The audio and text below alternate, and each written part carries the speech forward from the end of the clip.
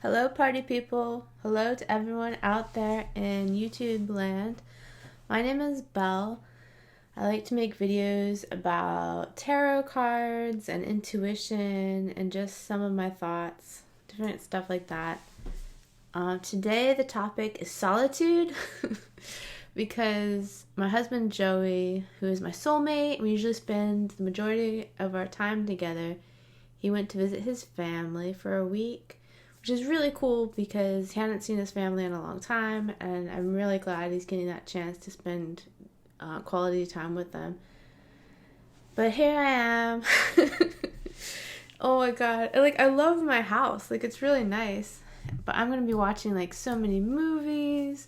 I'm already really productive. I don't know if you can tell the difference, but I used to have some boxes back there. Now, I totally cleaned up my office yesterday. So being lonely, I'm not super lonely, but being solo definitely makes me more productive. It was reminding me years and years ago when I was single, I would do so many things. I would go to the gym, for instance, because I was just so bored and lonely. Back then I actually was lonely, but now I'm just in this solitude mode.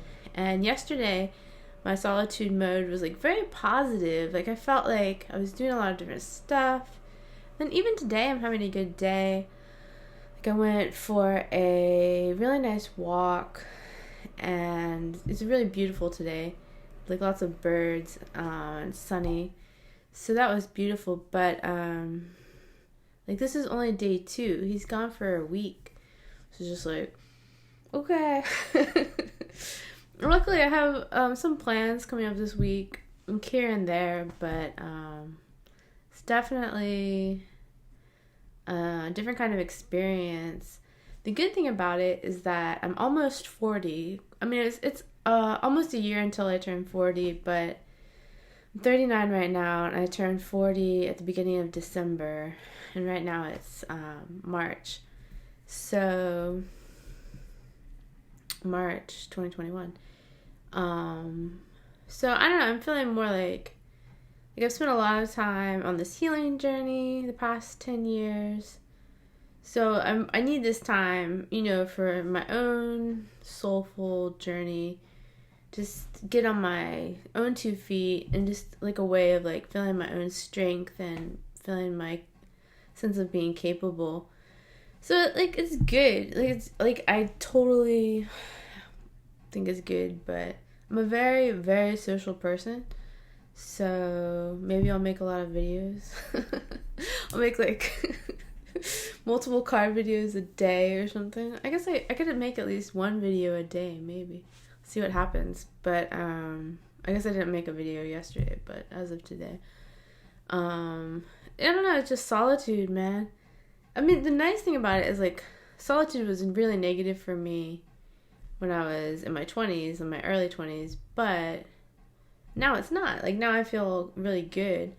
I'm slightly lonely today, but mostly just in this solitude mode. So, compared to almost 20 years ago, or 20 years ago, I feel a lot better about life in general.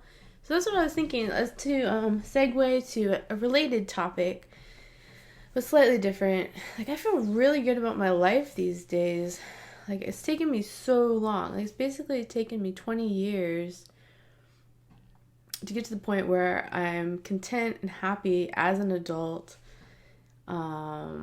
which is kind of my own sob story, but I'm really glad I'm at this point now. It's worth its weight in gold. It's incredible. And I had this really cool session with an author this past Friday. So I had this really cool session this past Friday with an author who writes about kind of visionary experiences that are sometimes classified as mental illness, but to him he would describe it as a visionary experience, that has a lot of meaning and that can be something that is a contribution in its own way, a contribution to our sense of mythology and stuff like that. So I had a session with him that I had scheduled and I had it this past Friday. It was really helpful. And, it's stuff I'm going to keep working on because there's like a lot of really deep ideas that now I need to kind of like write about and basically do some kind of art about and stuff like that. Because it's like getting more in touch with the soulful sense of myself even more. So, for some reason, I don't know if it matters if I say his name or not. Because he has books out and stuff. But anyway, it's Paul Levy, who writes the books Dispelling Wetiko and The Quantum Revelation. So I really recommend checking out his books and, setting up a session with him through his website. His website is Awaken in the Dream, I think. awakeninthedream.com. But if you look up his name, you should be able to, and his books, you should be able to find his website too. Anyway, it was really great. Like, I had really high expectations for the session. So then as the session got nearer, I felt nervous because, you don't want your expectations to be let down. But it was fine because I really got a lot out of the session. So my expectations were definitely met, even though they were really high. So it's just like, so all of this goes together in my mind because it's like I am finally, after 20 years, learning to fully normalize my experiences, my extreme experiences that were, classified as bipolar disorder, manic episodes, and to me, it's like looking at manic episodes through various lenses. There's the medical lens that's classifies it as mental illness, but then a lot of people, aren't satisfied with that lens. So I don't know, it's like, for me, I think I'm having a foot in each world because I am on medication to keep my life less extreme.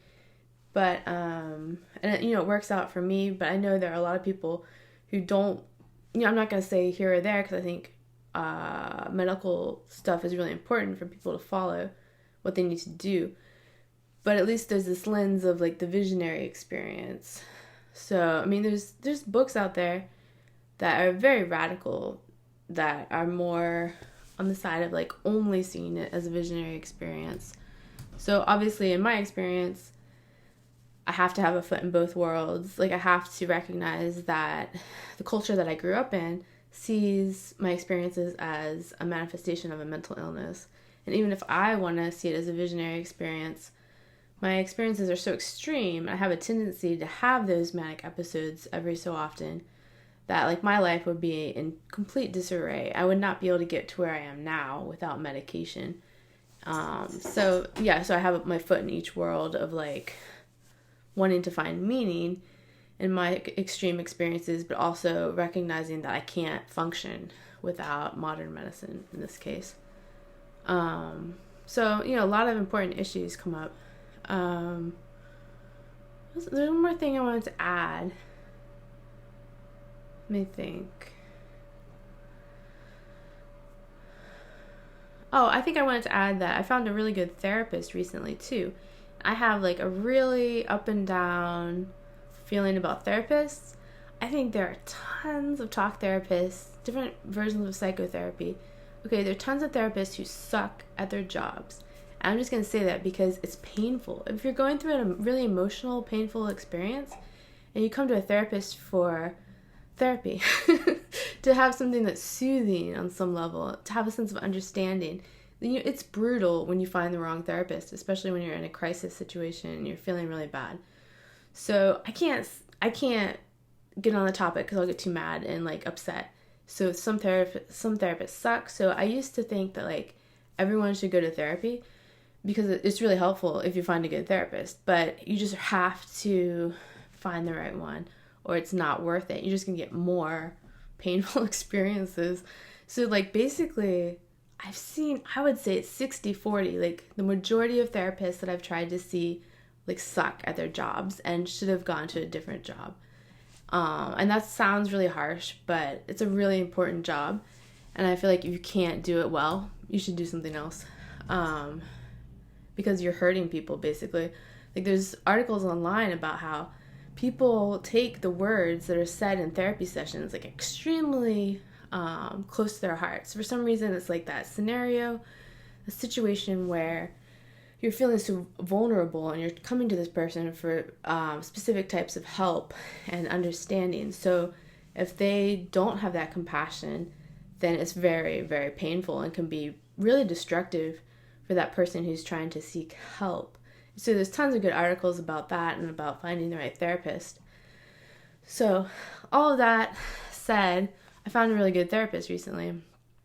And she's just like really great in terms of, like, she's right there with like questions and insights.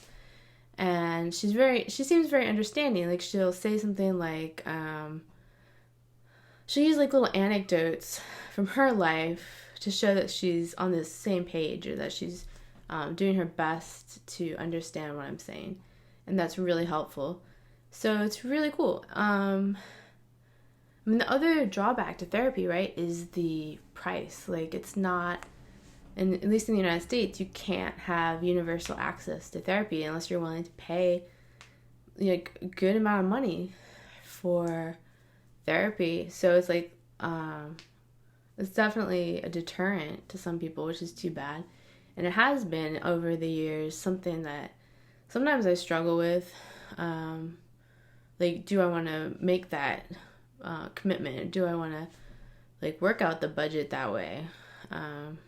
It's important, but you basically can't go to therapy if you can't afford it, at least in the United States. So anyway, that's my 2 cents about all this. But anyway, all these topics are really important, important to me. I guess this is enough for now, but I'm at 12 minutes. I don't know if I have any themes or any words to conclude with. I'm trying to think. So, I mean, the thread of this video that goes through everything is that I'm finally at a point where I can be balanced and my own sense of myself enough so that I can be happy and have a sense of solitude that is mostly positive. And that is incredible to me. And anyway, I'm just sending lots of good wishes out to you, whoever you are. And I hope you are doing well and doing what you need to do for yourself in a really cool way. So obviously, I'm going to be making more videos this week. It's going to be cool. And I will talk to you next time. Thank you so much for tuning in.